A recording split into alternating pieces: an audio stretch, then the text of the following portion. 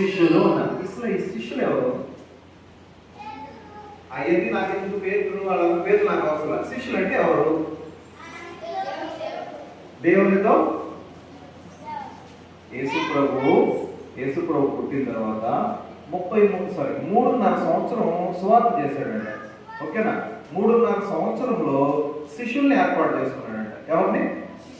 శిష్యుల్ని ఏర్పాటు చేసుకున్నాడు. ఎందుకు గురించి అంటే ఆయన తర్వాత ఈ సువార్త యావత్ ప్రపంచం అంతా కూడా వెళ్ళాలి కాబట్టి, ఓకేనా, అక్కడి నుంచి ప్రపంచంలో ఉన్నటువంటి ఇండియాలోకి రావాలి కాబట్టి, ఇండియాలో ఉన్నటువంటి ఆంధ్రప్రదేశ్కి రావాలి కాబట్టి, ఆంధ్రప్రదేశ్లో ఉన్నటువంటి నాయుడుపేటకి రావాలి కాబట్టి, నాయుడుపేట పక్కన ఉన్నటువంటి నెలపల్లికి రావాలి కాబట్టి, ఇక్కడ ఉన్నటువంటి మీకందరికీ దేవుని సువార్త తెలియాలి కాబట్టి శిష్యుల్ని ఏర్పాటు చేసుకున్నాడంట.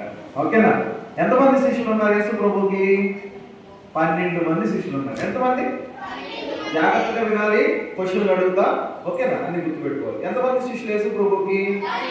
12 మంది శిష్యులు. ఓకేనా? 12 మంది శిష్యులు కూడా ప్రత్యేకంగా పిలువబడ్డారు. ఆ 12 మందిలో మొట్టమొదటి వాడు, లేదంటే చాలా ప్రాముఖ్యమైనటువంటి వ్యక్తి ఎవరంటే ఎవరు? పేతురు. ఎవరు? పేతురు. ఏంటి ఇంగ్లీష్ ఏమంటారు? పీటర్. ఓకేనా?